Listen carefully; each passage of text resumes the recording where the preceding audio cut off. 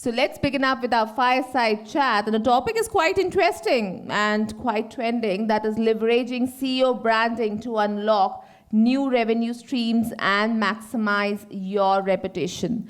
I would like to introduce Neil Foote. He is an entrepreneurial media executive, author, and educator with an experience in journalism, public relations, marketing, branding, education, publishing, radio, and the internet.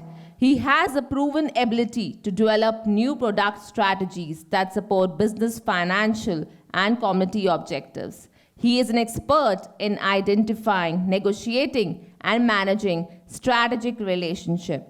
He is the author of journalism textbook, Principles of News, and a contributor to the textbook, Race, Gender, Class, and Media, studying mass communication and multiculturalism. So can we have a big round of applause and have him on the stage, please? Good morning, everyone. Good morning. Excellent. Let me bring up our esteemed group of panelists. Let me start off with Raoul Davis, the CEO of the Ascendant Group, where we're celebrating our 20th year anniversary. The Ascendant Group has become one of the world's leading CEO branding companies. The company has worked with Fortune 500, Inc. 5000 companies on everything from public relations, branding, speaking, authorship, and everything else. We'll learn more about how that translates to value in a minute. Aasim Shaik, please, the managing partner at LPS, described as the storytelling ninjas of social media. They have worked throughout the Mideast, becoming a leading brand in working with corporations, individuals, and executives in so many different fronts. His stories and the firm's ability to translate value for social media is going to be one of the subjects we address. And our next panelist is Adam Roosevelt, who's the founder and chairman of the Roosevelt Group of Companies.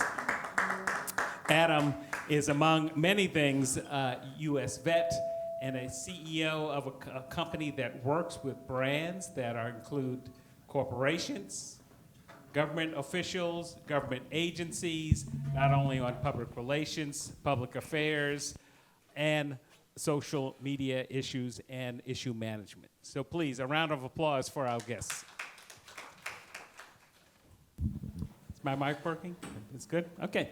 Excellent. Well, it's a fireside chat, so I'm going to try to move in and out of subjects as quickly as possible. And if we have time, maybe some questions. If anything, we'll have plenty of time for networking later on. So Raoul, I've had a chance to work with... Can't do that. One mic on. Yeah, you got it? Yep, Raoul. We've had a chance to work together for the last 16 years. Talk a little bit about how Ascendant works with CEOs and what are some of the strategies you use to help CEOs with their brand? Happy to. And so first thing we have to all understand is that business is not just business to business or business to consumer, but it's H to H, human to human. So how do you develop an emotional connection with a brand? All of us have two choices. Either you can get branded or you get labeled. So are you going to structure the brand in a way that it's going to stand for you when you're not in the room? Or are you going to just let it happen without that influence, right? And the stakes are very high with this because all of us know that situation where you have this great meeting with a representative at the company, you feel good, you think you're going to get the sale, and then he goes to the committee, right? And you're not in the room with the committee. You are relying on him or her to basically represent your brand while you're not there. And guess what? They're not as good of it as you are. So your brand is what happens when you're not in the room. So when the committee Googles you, what will they see? Are there maybe a bunch of people who have the same name as you? And so it's difficult for them to identify you? Are there results that aren't flattering to you? For instance, if your Instagram page only has 82 followers and is your number one result, you don't look credible, right? So how do you structure your brand so that when people making quick decisions about you. Attention spans have gone from 3 minutes to 45 seconds the last 30 years. So how do you make it so that you're a memorable, lasting impression? And what we have found with our clients over the years is this is not just for CEOs, this is for executives and directors as well, because you have the opportunity to humanize your business. And by the way, it's a great way to help you grow your career if you're really focused on your brand as well. Thank you, Raoul. I mean, yeah, Aasim, we talked a little bit earlier about the importance and value of storytelling and executives. You know, there's so many that we talk to who are like, well, look, I run a company. Why do I need you to help tell my story? I'm doing it already. Is that really true? Talk about the work that you're doing and how you have to translate that value. Absolutely. So I think when we started out as someone who sort of looked at social media as a very exciting platform to work with from an agency's perspective, it started out as being just a platform, right? And then the platform sort of became a format, content format, which would be social content, right? But now we're at this point in our sort of journey when it comes to communications that it's kind of become a language. So this movement from platform to content to language is extremely significant, not only for the company, but also for the individual who leads that company. A lot of times, reputation or credibility is nothing but the sum of the people who work for that organization. And it's kind of, the weighted average is higher depending on where you stand in that organization in terms of decision making, in terms of influence. So when we look at CEOs or leaders and sort of look at how do we approach their stories on social media, there are two forces which act in the favor of having a specialist for it. One is the fact that it's no more just having a presence, but even the CEO or a business leader needs to be a content creator. Everybody's a content creator, right? So you've got a CTO in a company, you've got a CFO, you have a CEO, all of them are content creators, and that's the kind of democratized world that we live in. The second force is that in order to be authentic on social, it's not just necessary to tell your story from your internalized point of view, but also to talk about it as almost reacting to things around you. Sort of call it trends, but how do you sort of take in the macro trends on social and then react to it and yet come across as authentic? Now, all of that cannot just be done when you're looking at it from your internal company point of view. You need an agency who's also kind of the bridge between what you are doing and what the external social media world is actually talking about. And I think that's the real gap that an agency or an expert can come in and bring in to the leadership branding space. Thank you. Excellent. Adam, you've heard a lot about kind of value and building trust. You work in a world where you end up working with a lot of now executives at senior level positions in international companies as well as government officials. This idea of branding and PR sometimes makes folks uneasy. How do you have that conversation with those individuals to understand the importance of that brand and that message? Well, thank you for the question, Neil. And I got to say, it's a pleasure to be here and amongst everyone who came out, whatever country you're coming from. We appreciate your support, and to our sponsors, thank you for that. So I've had the privilege to work with the royal family of the UAE. In Sharjah, I was appointed as a board member for His Highness Sheikh Sakr bin Mohammed Al Qasimi. Now, this is interesting because there are some brands who don't have to fight as hard. So, for example, if you're the royal family, the customer acquisition cost is zero. Why is that? Because when they see the UAE, the brand, everybody believes that it is going to help them market, they're going to help them make money, and you're going to get rich. That's the idea from the expat's view. So they don't have to work as hard. So in some scenarios, when I have brands who are already powerful, they have other problems. Their problems might be execution. So they have all of the ability to attract those particular customers, whatever service they're providing, but they can't execute. In some cases, you've got small, medium-sized businesses who don't have any brand, and they've got to do a market entry strategy to then make themselves known. So they've got to compete against low cost. A lot of the providers in the UAE are coming from India, for example. So when you pitch a $20,000 a month solution to a firm who's used to outsourcing to an Indian firm, you will never enter the market. So there's a cost aspect of this. There's a brand aspect of this, of where your brand truly is today. But most of the folks in this room, we have to fight to put our brand in the market.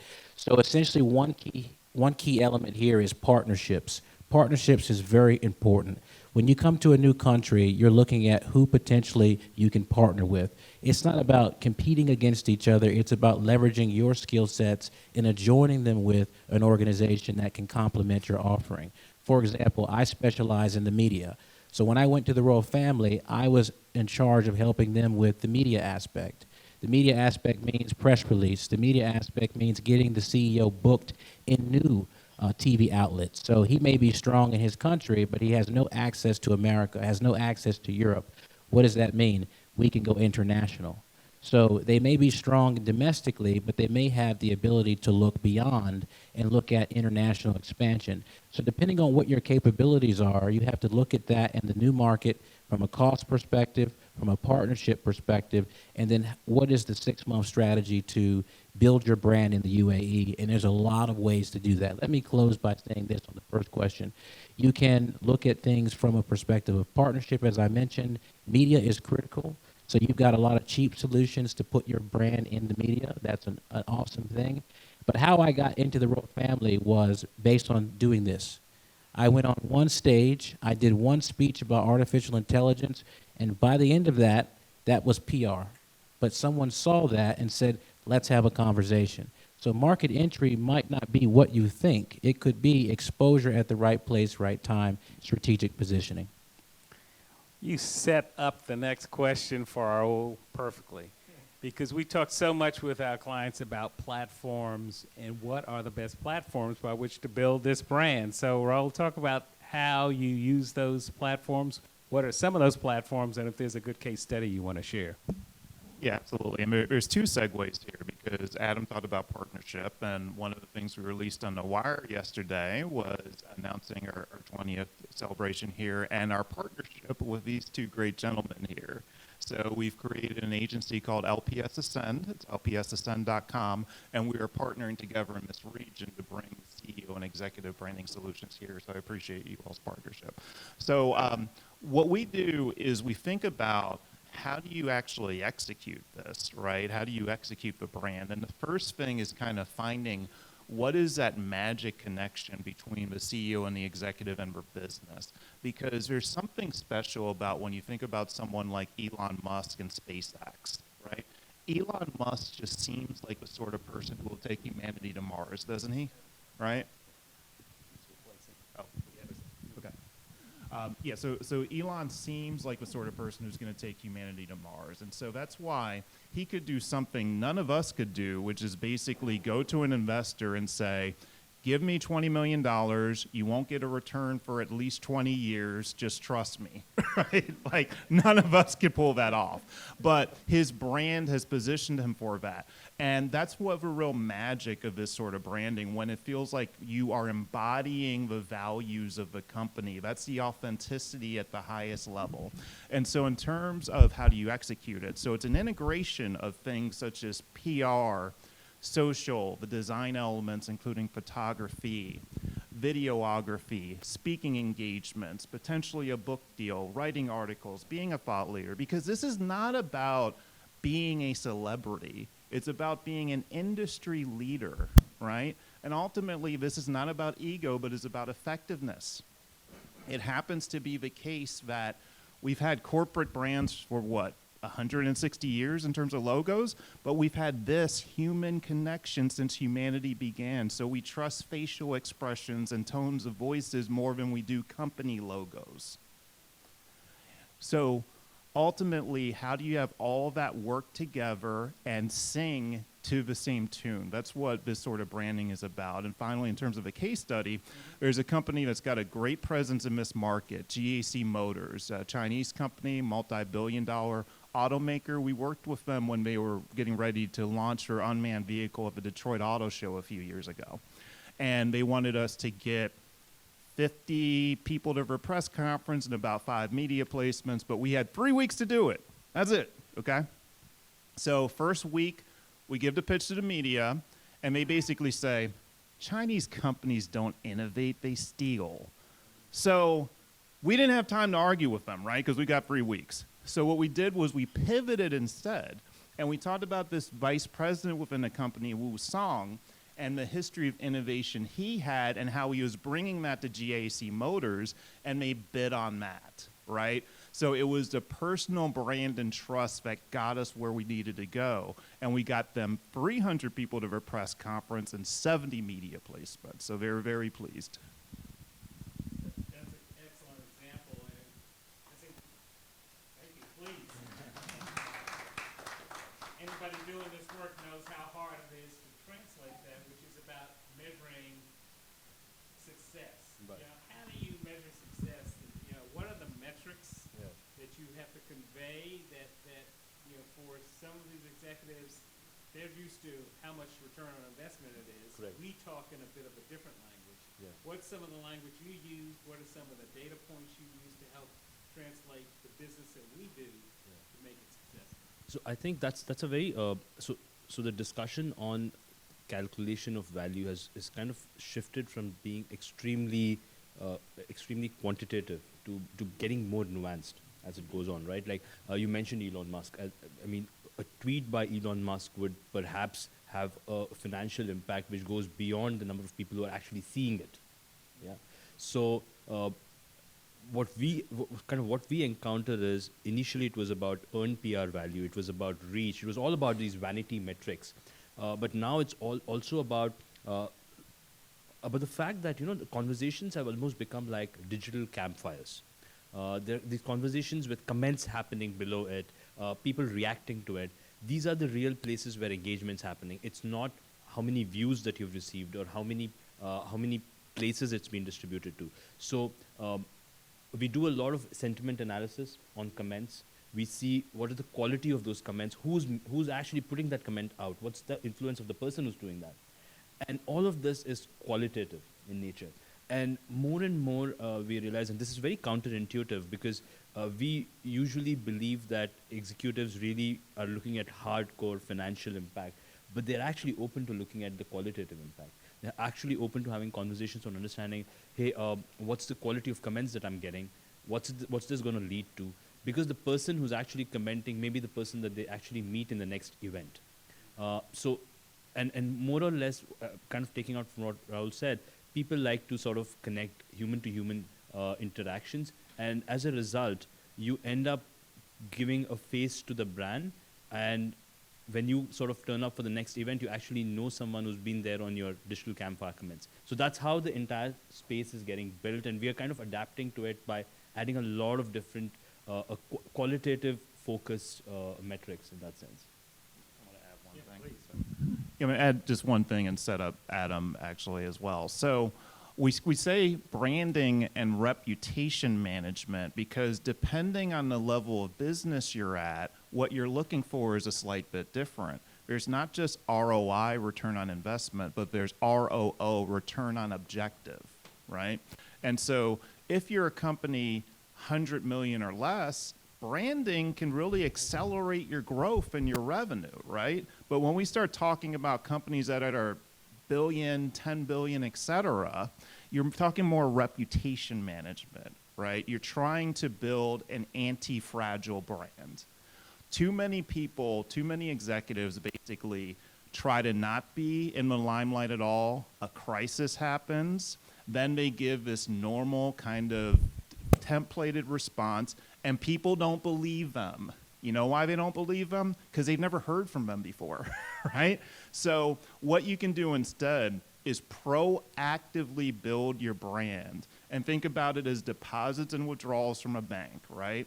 If you deposit enough in your brand, when a crisis happens, which is a withdrawal, people will tend to trust you more because they've already seen you. That's why Jamie Dimon was able to navigate that financial crisis in the US better than any other of those bank CEOs were. The Wells Fargo CEO, who literally, I can't remember his name even, was canned immediately. He did not survive it. So Adam, if you can talk about a little bit about the reputation management side at that level. Well, I think there's always a crisis everywhere, whether it be personal, whether it be corporate, and then depending on the executive, and I'm talking mostly about I won't say royal family, but there are crises daily, weekly. You wouldn't even imagine that there are humans like we are. But let me tell you about a crisis about a prime minister or person who wanted to become prime minister, a very wealthy individual from the Middle East, and came to our firm through a recommendation, essentially through a powerful politician in Europe. Now, their issue was they had an arrest warrant out for them.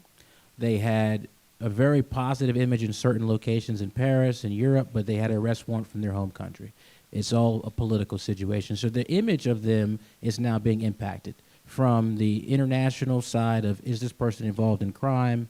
Is this person involved in fraud? So what do you do when you have your family now impacted?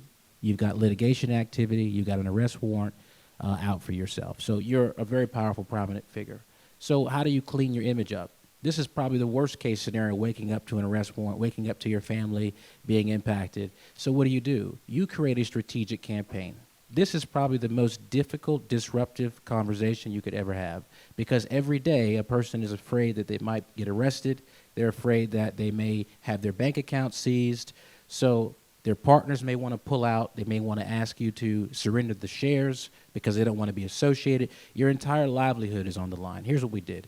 So first we planned a 60-day campaign in Paris. We went around to all the government agencies. We put information in front of them, philanthropy in front of them, commitments to the community in front of them, and that was one aspect of the campaign. Once that got picked up by the press, we then took that to the United States. We campaign in the United States. This is more of a form of PR, marketing, lobbying, and influencing. However, this is where you start dealing with ultra-high net worth, whose problems are not traditional. I need to do a social media post. I need to do, some digital marketing.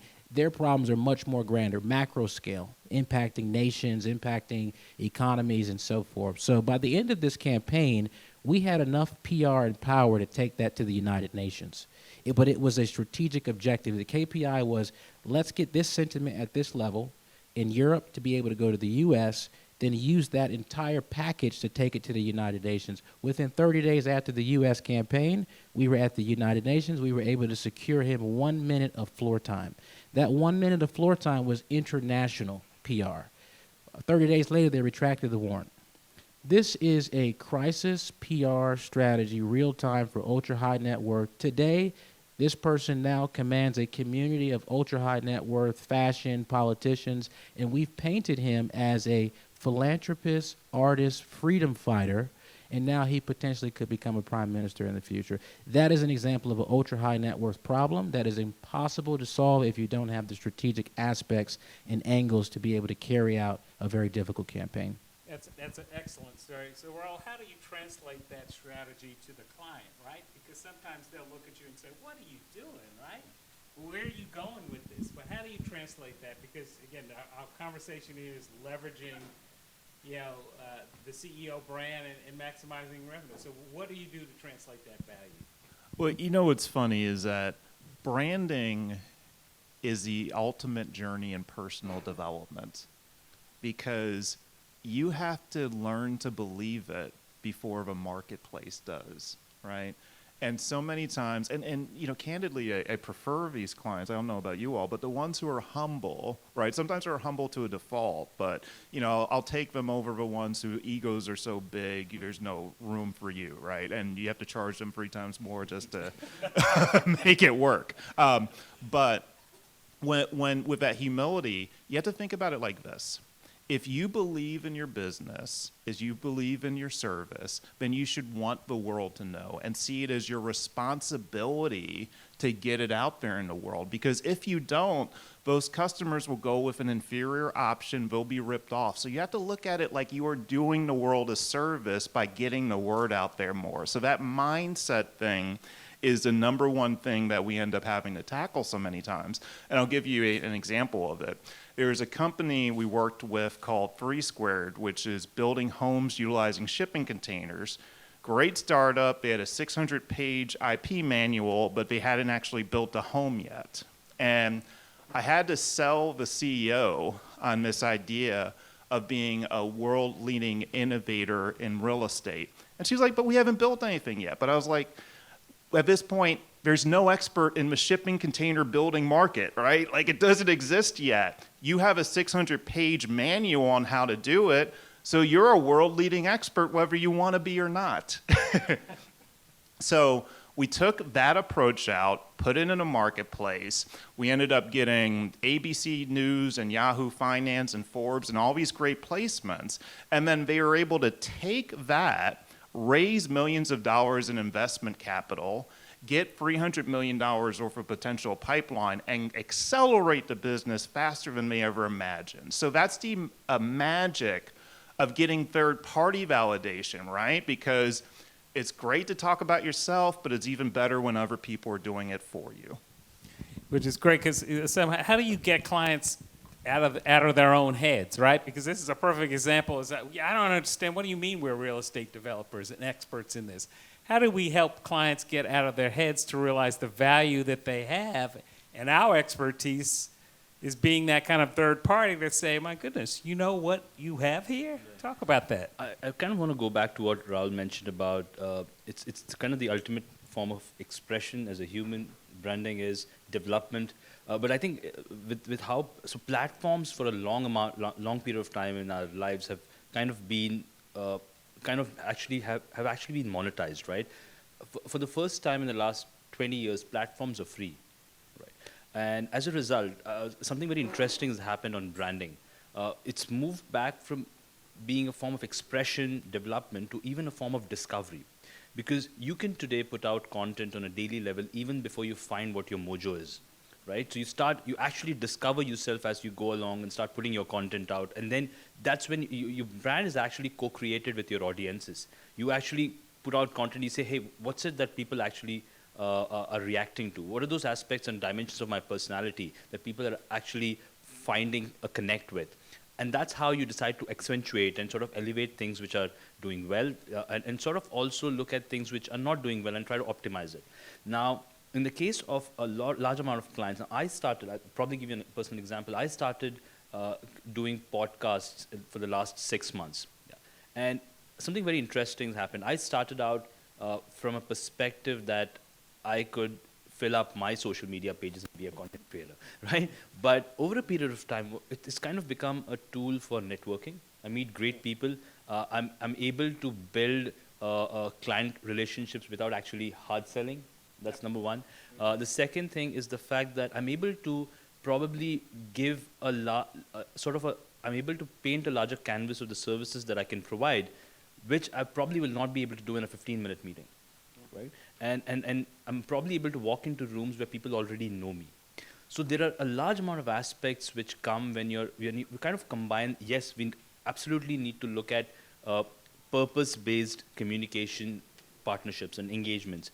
But at the same time, there needs to be an always-on content layer which needs to sort of help these two layers. So for example, let's say in the case of what you mentioned in terms of crisis PR, if a leader would actually be on a constant content creation drive, this exercise would probably be far more organic for that person to come in. I mean, you mentioned Jamie Dimon, exactly the same thing. I mean, he was there in the media for a long time, and if someone like that had an always-on content machine going, perhaps it would be a lot easier to sort of talk about it to people. So yeah, I think it's just something which needs to happen together, along with building very purpose-based client partnerships. But I think each of you are getting to sustainability, right? Once you reach that, you can't suddenly say, okay, well, thanks a lot, Raoul. Thanks, Aasim. I'm good. It's like, no. And now you're working with someone who certainly has something to sustain in some ways, constantly under attack.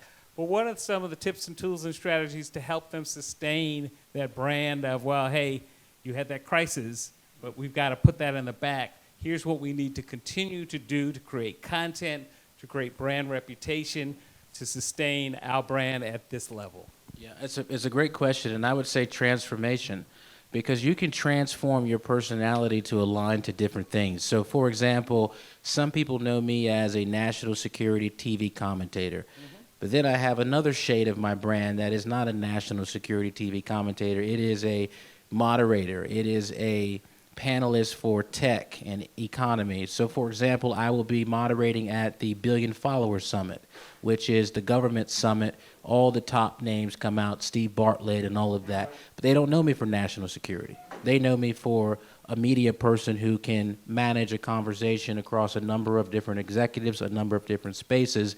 And there are 3 tracks that I can align with: tech, economy, and the content creation. So essentially, I have multiple verticals of my brand for different things.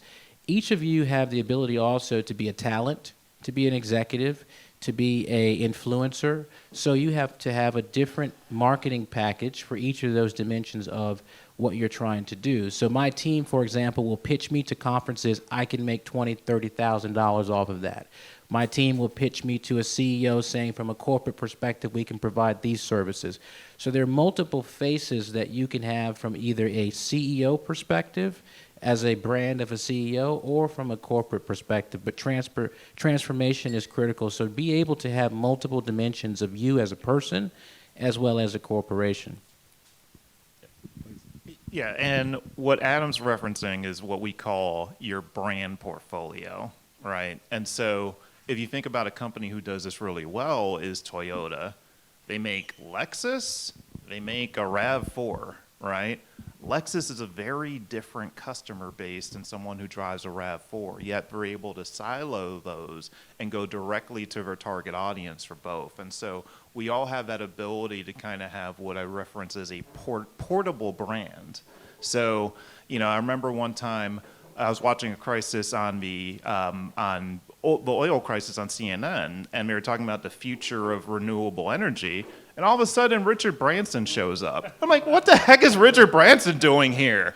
Well, because Richard Branson has such a great reputation doing so many other things, when he decides to go in renewable energy, people just trust that he knows what he's doing, right? So a portable brand makes you transferable in all these different areas, and there's a lot of value to that as well.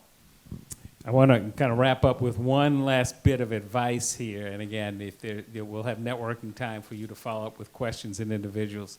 If there's one bit of advice of working with executives and CEOs on maximizing their brand and reputation, what is that? And then we'll just go right down the road.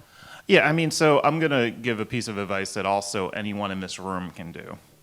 We all have LinkedIn profiles, right? And you'll hear different things about this. Oh, make sure your profile's searchable. That's cool, that's fine. But you know what your profile really needs to do is stand out. So make sure when people see what you're doing, they get it instantaneously. They get some feel for who you are. Because if you just say, I'm in brand management or I do marketing, okay, so does everyone else on the planet. Why do I care, right? So you got to really kind of specify. And even though all of us do CEO and executive and corporate and organization, we do a bunch of different things, but we all niche our businesses specific ways because it's easier to be signature and identified and then do the umbrella than it is to try to market to everybody. You end up marketing to nobody. Perhaps I have 2 things to say. I think one of them perhaps could be very unpopular, but execution is more important than perfection. Sometimes it's important to sort of start on a journey, and even if it's your client, I think the first thing that you need to do is perhaps tell them that, yes, you can go through this extensive sort of audit to understand the person, the achievements and the contributions and everything, but at the end of the day, if you can get that person to start on the journey, that's gold. Yeah.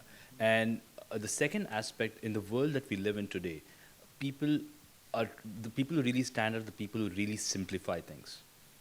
So if you have, it's great that you are in a space which is extremely niche and specialized, but if you can tell that story in the simplest possible manner, which would sort of be a creative problem solving for the dummies, that's what's missing in today's world.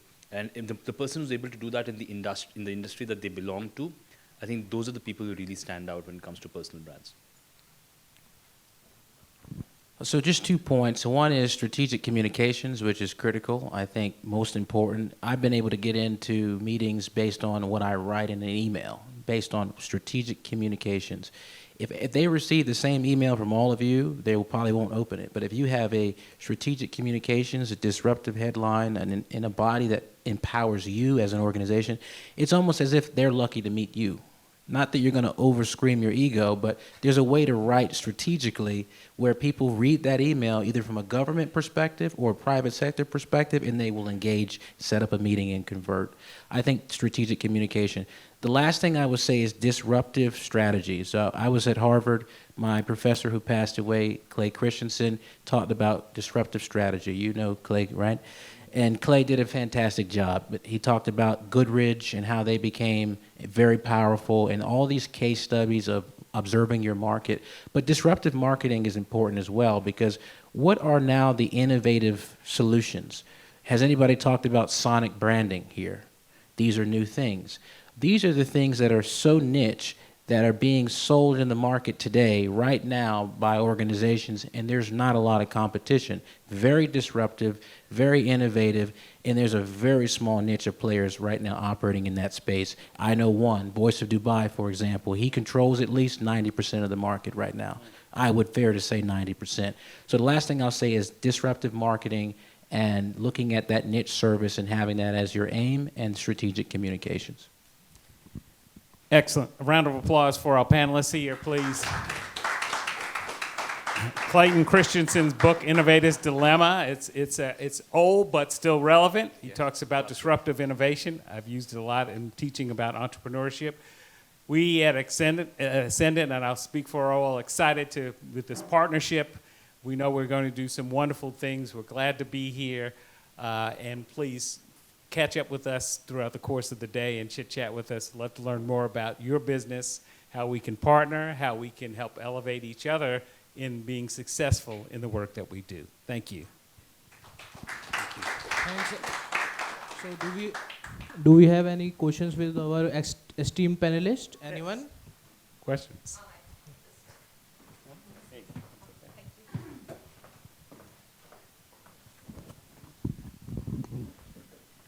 Hello, Neil, and the rest of the guys. Wow, I'm blown away with this chat. I think it's quite insightful. I love it. I'm learning a lot, basically. But when it comes to communicating with, I don't know what to term it. Is it like this new generation where this whole belief or the thought process of having to identify, like the trust in PR, I feel that it's no longer there, right? The trust in CEOs, I think a lot in terms of the social audiences are really, debating about that as well. Do we trust the CEOs? Do we trust the leaders of all these organizations?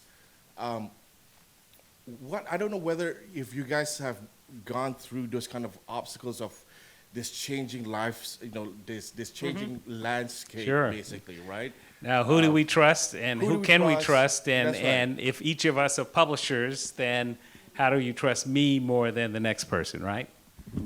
Yeah, I mean, I think that we have created this forced skepticism as part of our evolution at this stage. Because think about how much content do you see every day, right? Your text message, social, advertisements on Google, and all this and that, right? And all of it can't be good, right? Okay, so we are skeptical because we have to be. So I think that you have to understand that is where the consumer is starting from, and instead of being upset with them about it, appreciate it and honor it. So trust has to be earned more now than it ever has been before. And so trust has to be earned with consistency, right? And consistency shows up through doing things across multiple platforms, across PR, across advertising, across social, across networking. You've got to really be consistent. And that is what people are looking for now. They're trying to follow you and get a sense of you and seeing how consistent, how aligned, how authentic are you? Are you just here to try to rip me off? Are you here just to catch me in your funnel and then sell me your book, right? Or are you trying to provide value? Do you care about me? That is what is moving the needle. And Gen Z is the most serious of all of them as it relates to this, right? Because they grew up in this world. And so their filters are the sharpest. And what does that mean? It means people like my son's generation, he's 12 years old right now, Gen Alpha, they're going to even be more that way. So this is where the world is going. So as opposed to trying to fight against it, figure out how to work within this paradigm, honor it, and be successful in it. Because guess what? You will have a big advantage over your competitors the faster you learn it. I do want to add upon what you mentioned from a point of the new age audience that you're talking about, right? We also need to sort of appreciate the fact that they don't look at their involvement on a social media platform as a platform for brands to communicate to them, right? So, like for example, kids at 14, very interesting. They come back from school, and the first thing they do is they log on to a Twitch stream, not because they want to see the Twitch stream, but they want to talk to each other on the chat stream in Twitch, right? Now that's interesting native behavior. Now, how does a brand survive, or how does a person survive in this kind of a world? So I would probably say that it's not that the PR's lost its effectiveness. PR's face has changed, right? PR's face has become a lot more about how can you be more native in these different digital communities. How can you understand what is it that's required for me to be a part of the community, embed myself rather than try to sell myself in that space. So I'll give you an example. Enoch is a client of ours based here, one of the biggest oil distribution companies. They had a massive issue when it came to certain outlets not giving them their sort of the great outlets, best performing outlets and worst performing outlets. And there was a direct proportion, it was directly proportional to the employee motivation scores of those outlets, right? Now, you could do two things. One is you could send them an email, but these are people who are the front line who really hardly read emails, right? So what we really did was we actually said, let's start a TikTok channel for them where we will generate content which would be all about the Zoomers, the Zoom outlets. So we did a lot of content around Zoomers, and coming back to how did we assess it worked was the number of UGC content that all the Zoomers put in, right? So all these Zoomers were working in different outlets, started putting UGC content on these trends, and it almost became like a sort of a snowballing effect where different people in different outlets started to do this together. So these are different aspects of how you can trigger the sort of PR buttons, but not necessarily on conventional channels. So let me speak just from the business aspect, because I think many people here are service providers. So from that perspective, how do you build trust? One, the highest form of trust is referrals. So that's going to obviously be a critical asset for you. The second thing is showcase.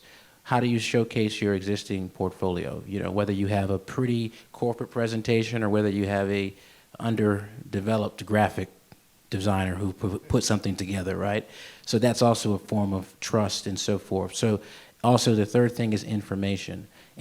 So for example, I've closed 200 clients on Reddit, and I created, it's the craziest thing, I created a post not to sell, but to discuss a topic that was trending very heavy. It was about the US government. And within that, people started messaging me. Hey, I have a question about how I handle this. I have a question about how I handle this. 270 comments later, I began converting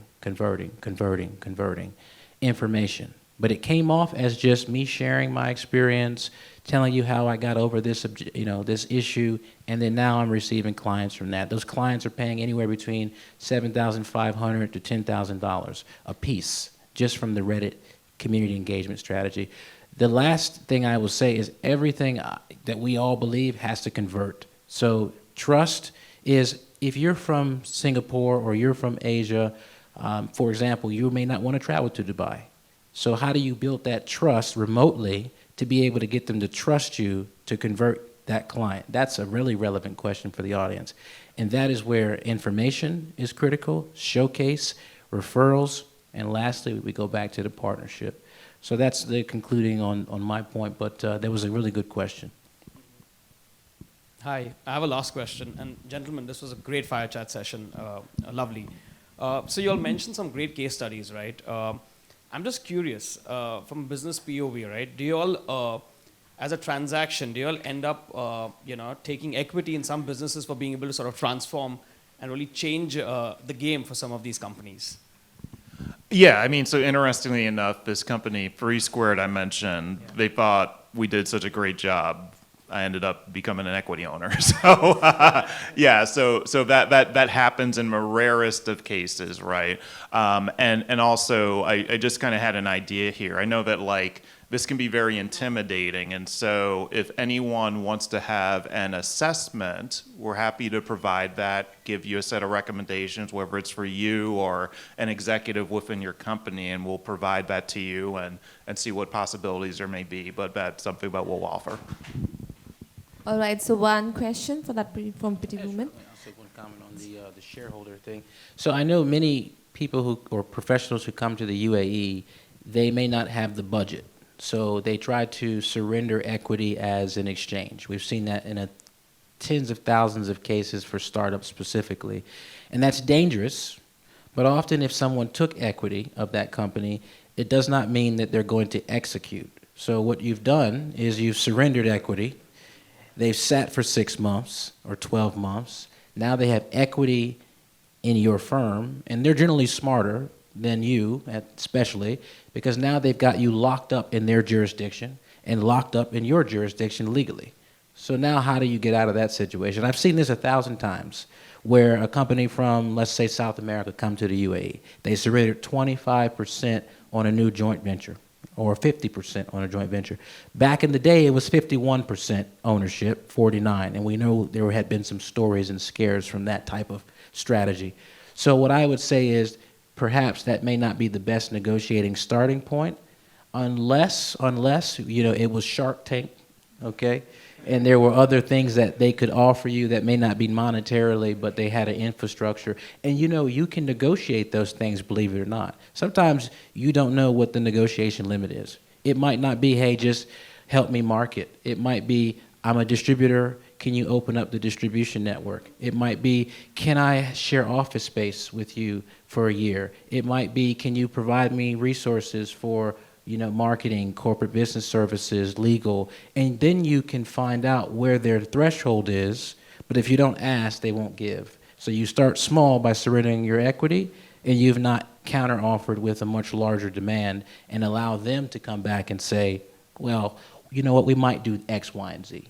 So that's my thoughts on that shareholder surrendering side.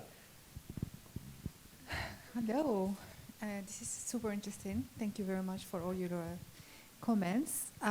One question, are people still engaging with press releases, opinion pieces, articles, especially online? And what are the most effective KPIs or ROIs or metrics to measure PR efforts? Very basic question, but every corporate is asking this question, and every business or budget owner is asking this question. Thank you.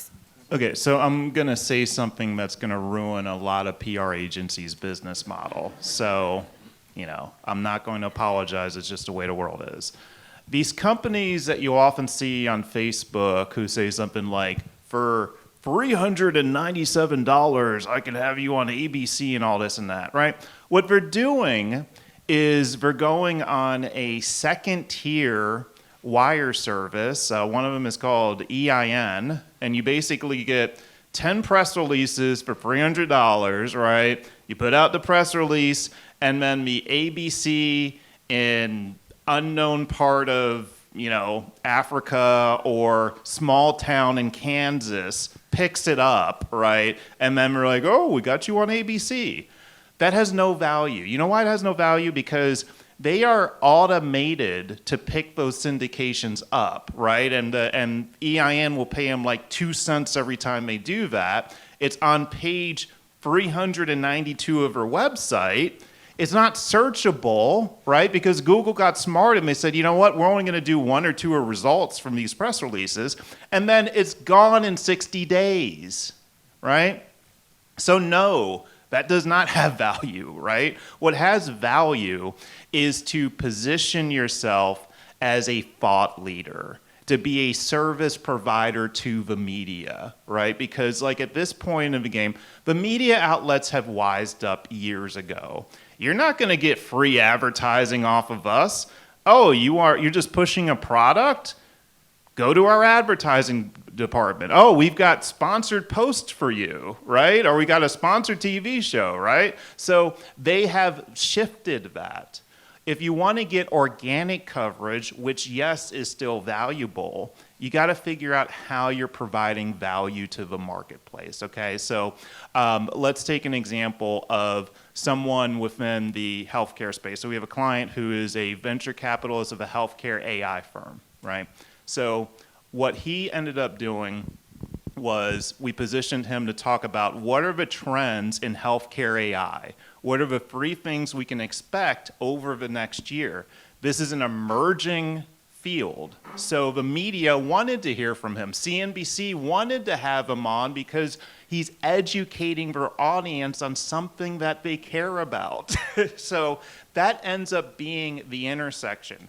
What is it about your business that you can bend in a way that people truly care about it? And then what you'll find is that you get that coverage and you get to talk about your product or service anyway, but you do it in a way that feels organic and connects with the audience more.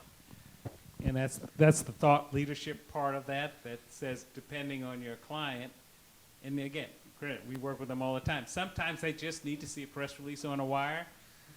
That's not your only part of what you do, right? It's all these other elements that really are going to provide the value. And that's where the thought leadership, whether it's op-eds, whether it's articles for certain publications that you can do as an authorship, those kinds of things, elevate the thing that go to what you've said, Aasim, which is you've got to expand your platforms. I think it also depends. It depends on your agency roster.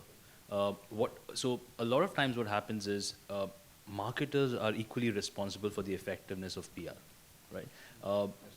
So what happens is that a digital agency or a social agency, a PR agency or a branding, everyone's working in silos. So one of the things that is a very effective measure in today's times of, let's say, news releases, if that has to happen, is how is your SEO performance improved, right? So is that being even considered? And part of our sort of alliance has been in that direction, because if you look at Ascendant, they kind of bring this incredible gravitas to CEO branding across different business sectors. And then you combine this with great media relationships and on-ground understanding of new age platforms from LPS and social media and digital. So then you have a solution which actually works seamlessly. You're not looking at purely PR news releases. You're not looking purely in social media strategy. You're not looking at SEO. And I think that's what's the power that a combined agency ecosystem can kind of bring to the table for brands.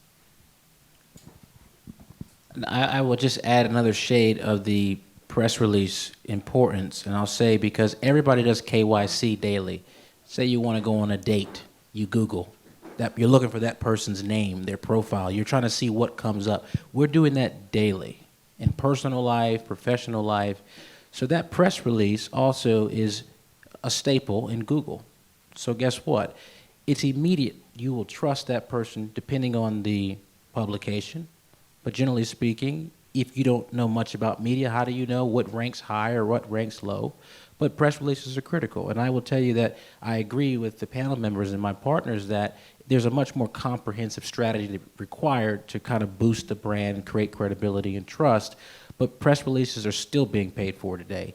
We work in the fashion business, for example. The fashion photographers are taking pictures of Jennifer Aniston, and that photo is going to be put in the next editorial. And then there's Vogue. They're all paying for it. It's in their budget line items. They're doing it, and they're very expensive. They're not cheap solutions depending on who you're placing with, Forbes or Vogue or whoever. So I would say yes, it is, but you should have the best media buyer. It really goes down to the media buyer's expertise. Can they negotiate the additional non-monetary things? can they get you the discounts? Because the traditional media buyer will only go to an agency, place a press release, and be done. The advanced media buyer might call the producer and say, hey, listen, I got a budget. Maybe we can do this a few different ways. I'd like to get this press release put pre-event. During the event, I want to get an interview. I want you to publish that. Post-event, I want something as well. But if you don't have the skill set to see the whole ecosystem of how that press release in itself has life beyond today, tomorrow, next year, then you're only getting a placement and you're not getting a campaign. So that's where we talk about the campaign of the press release as a whole entire project to push a brand. I think that's great. And we are. I just want to say one Yeah, go ahead. other thing really quick. So, with the press releases, right? Use Newswire, okay? Because if you use Newswire, it signifies to people that you spent $700 on a press release. So you basically cared enough to spend $700, right?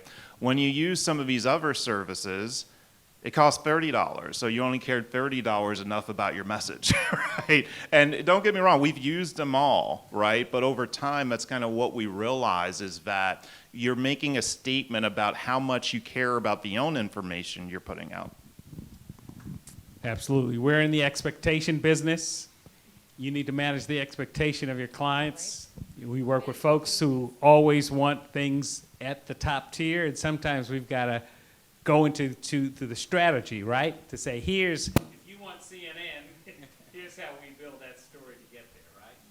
You have another question? Yeah, just a quick comment. I found it really interesting that you brought SEO and Reddit to this conversation thread. Last week, I had an intern in my team who got an opportunity from a great place to work. I don't want to name them. But as a Gen Z, when he looked into their Reddit, Glassdoor, it was all trash. So when it comes to these PR awards or dynamic digital awards, Fortune 500 firms, they also, how do you package the entire 360 degree out of it? Because it's one thing to get a best place to work. Another thing, when you go on guarded communities like Reddit or Glassdoor. Glassdoor, I would say to an extent it can be manipulated, but what about Reddit? If as a consumer I am trusting more on Reddit, because I do, and with the business that I am representing, we look a very deep scan into these kind of platforms, which is very authentic. And now Google also opening up their algorithm to Reddit, Quoras of the world. What's the stage of PR in this new world? Yeah, that's a very interesting question. I mean, we had this client, True Blue Insurance, a mid-sized insurance company in the U.S., and they kept coming to us to only do PR. They didn't use any of our services, but they had us do PR. We constantly pitch, and I just asked the CEO out of curiosity, like, why do you only use us for PR, and why is it always this specific way? And he said, Raoul, we had this service called No Exam Life Insurance, and because of the press releases and the pitches and the coverage you got for us in Forbes and all this and that, we got to #1 on Google. And we made millions of dollars being #1 on Google. So we are using PR for SEO, because if you get on those high-ranking sites, you build up that trust factor, and it helps your organic SEO. I also probably want to talk about it from an anecdotal point of view. We have a TikTok channel as an agency, right? And we have some amazing content creators who go daily on it, do some amazing content. We enjoy it. So we did a TikTok on, because a large amount of them are sort of designers, and so they have MacBooks. They use MacBooks for editing and all that, right? So one of them actually did a video about things you can do with a MacBook, which doesn't have to do anything with editing. So it's like you could use it as like a lunch pad. You could do all of these things. You know who commented on our comments? It was Microsoft. So Microsoft came on our comments. Microsoft TikTok came on our comments and mentioned that, hey, what happened? Aren't we there in the picture anymore, right? And then we commented back saying, we would have loved to have you, but you're not here for 365 days, right? So these are the things that really add to your digital footprint or your social media footprint. This may not look like conventional PR, and the people who are doing it may not be conventional PR experts, but that's where there's the need to sort of look at it holistically across and try to build a solution which works for you on the digital space, even if it's not intended to be there. So let me say from the Reddit perspective specifically, Reddit is a very unique community of users. So the folks that go into Instagram and LinkedIn, to me, there's a certain type of user on each platform. Reddit is very unique because it is where all the complaining is. It is where all the, hey, I got defrauded. It is, hey, my boyfriend left me. In every single one of those comments, there's a service that can be provided to that person, but you can't do a direct pitch. So what I would say is, as a data agency, I'm going to talk about, we didn't talk much about data. As a data agency, what I would recommend is polling. Polling would be critical because when you poll, now you know what is trending, what is hot, and what are the issues of the community, because Reddit is a community. And if you are able to poll, say, the top 3 issues in PR, okay, people will engage that content. They will engage it, they will tell you what their problems are, and you're building a community around that. Right now, I'm in a community that has 1.2 million people for one issue. Once we posted in that community, we started converting. So you got to look at what's trending, what's critical. You can't sell direct, but you can create a topic of discussion that's trending, and then you start getting all those prospect clients in that Reddit thread, and then you can begin conversations around engagement, private inbox, sending information. And you then can take it to the next stage of PR, advertising. What I mean by that, if you're doing advertising on Reddit, you can advertise only to that community. And that's what you already know, they are already talking about this issue. Now you've got an ecosystem of a community that's constantly engaging actively daily in multiple jurisdictions. So that means you've now have a global PR strategy, and you can convert those clients around one particular issue. And that's what we've mastered on one problem. That's not just US, but it's also people in Canada, green card holders, and so forth. But that's my advice, is to poll, use the data, create topics of discussions that are trending, build a community, and you'll see, and this is my concluding point, you'll see from the metrics on Reddit how many people engage those posts. We had about 800,000 engagements on that one general topic. In 2 weeks, by the way. It was that much of an irritating issue. So imagine if you mastered finding out that one issue in the UAE that people are having a problem about and are happy to talk about, you now create a community and you can convert those clients. Practicing what we preach. I think that's what we heard here. As owners of our own agencies or working for brands, we need to use some of those platforms to even create that reputation management and maximize our revenue for here. I just want to also introduce our colleague, Sophia from Ascendant. She's here available to chat with you as well. So can we have a big round of applause? Please, thank you. Yes. All right, so we have one question from you. Okay, so answer should be very short, right? Hello. So I'm SEO person, so I have listened a lot more things about it. So actually I used to find very difficulty in when I work with the IT company founders. So when I approaching the founders, they don't have the level of budgets, like you said, the Forbes or this or this actually. So the company, like IT companies, or they are pure technical guys, and they want to build their reputations, but they don't have a budget that level of, because they are 100, 500 or 700 people company. So I want to understand what's your strategy when you are approaching for lower small budget CEOs and the high budget enterprise level of CEOs.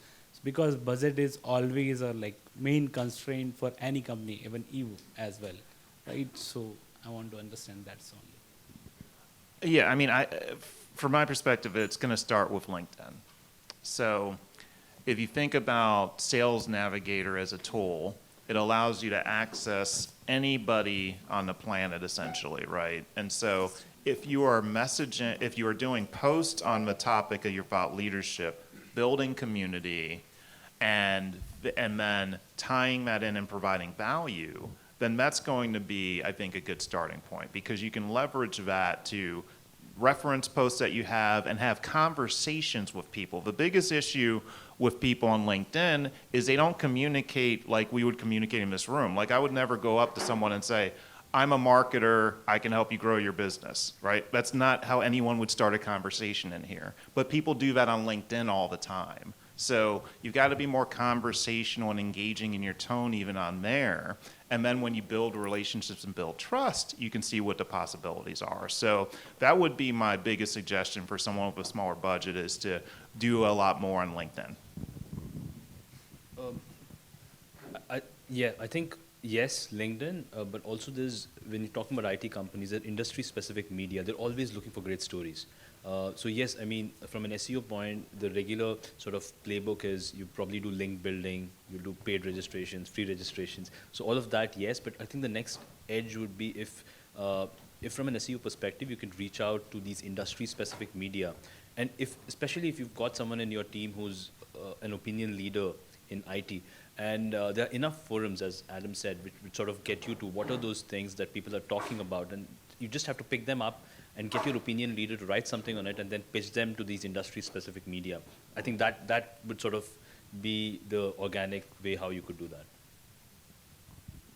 And I would just take it to a disruptive strategy perspective and say that if those clients' budgets are restricted, which often they are, from Saudi Arabia to, you think because it's His Highness's company that it's going to give you $100,000 a month, and you find out they're saying that's too expensive at $10,000. You're thinking, well, how is that? That's a problem. But what I think is that you should think a little bit disruptively. Instead of allowing them to control the budget, create an event.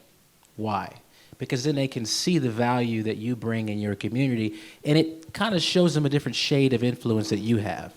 For example, we were negotiating in Sharjah for an automobile company that's distributing all over the world.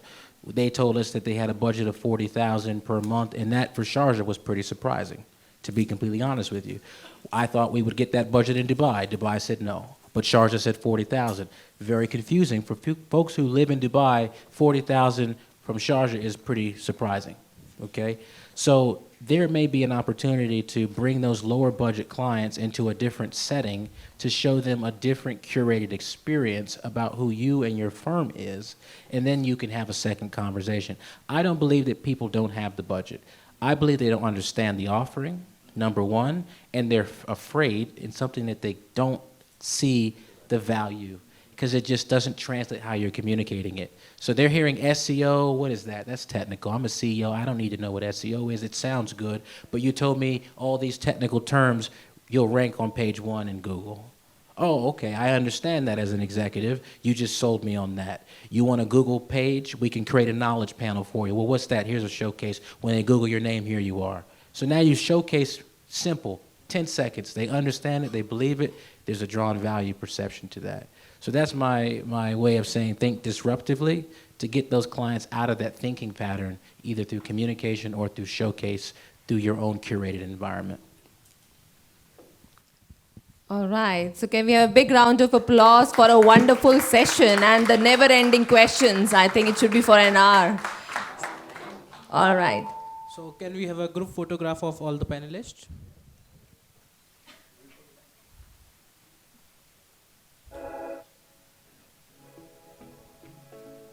I will ask Mitali to present certificate to our esteemed panelists.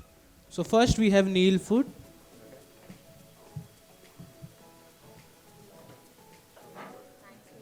Thanks for moderating my full session. Next we have Raoul Davis. Thank you. So next we have Aasim Shaik. Come on guys, huge round of applause for Aasim.